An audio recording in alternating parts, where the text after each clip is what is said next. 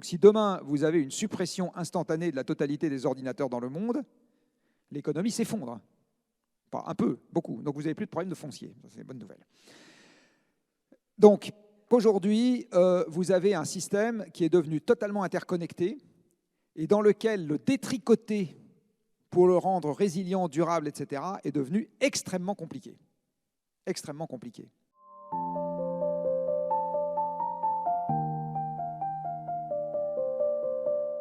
Alors vous allez me dire, il n'y a qu'à se démondialiser, même si on n'est pas dans votre parti politique.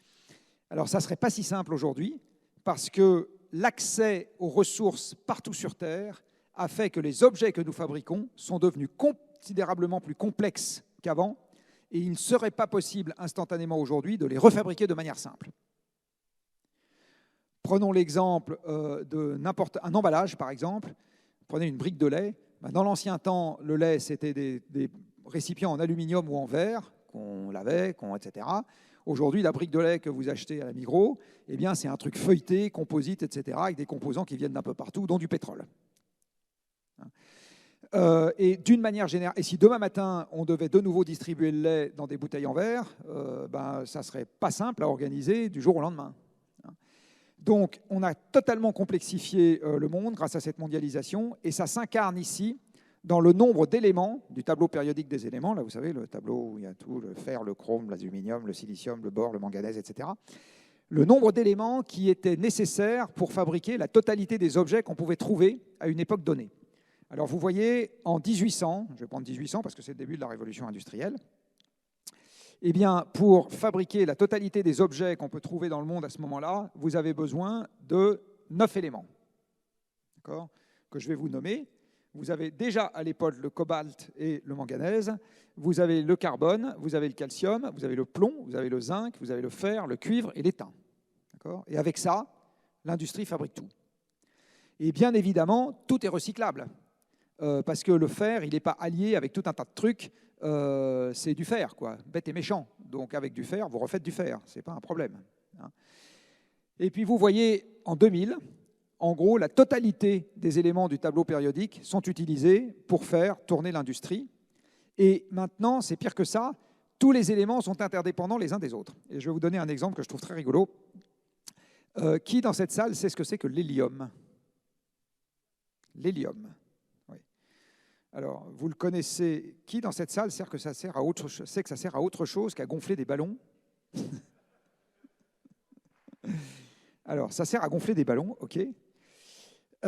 Mais ça sert surtout, dans toute l'électronique, à fabriquer les objets, et les composants plus exactement, des objets de haute technologie.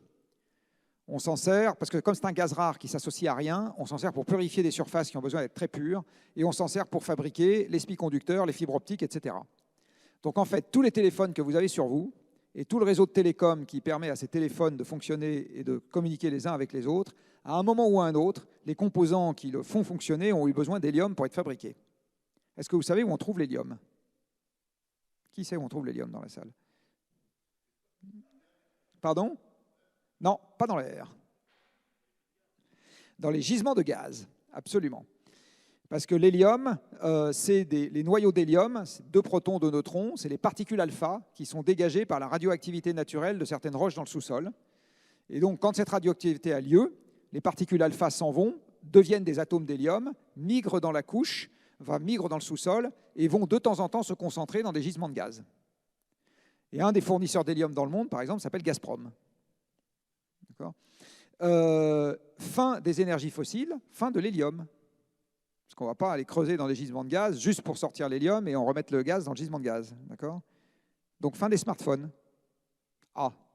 Bon. Alors c'est juste un exemple que je vous donne, que je trouve très rigolo. Par ailleurs, aujourd'hui, l'informatique est nécessaire pour faire fonctionner à peu près tout. C'est-à-dire si demain matin, la totalité des ordinateurs mondiaux s'arrêtait, je peux vous dire que la place de Genève verrait le coup passer parce qu'il n'y aurait plus de banque. Il n'y aurait plus d'avocats non plus, du reste. Il n'y aurait plus rien, d'accord?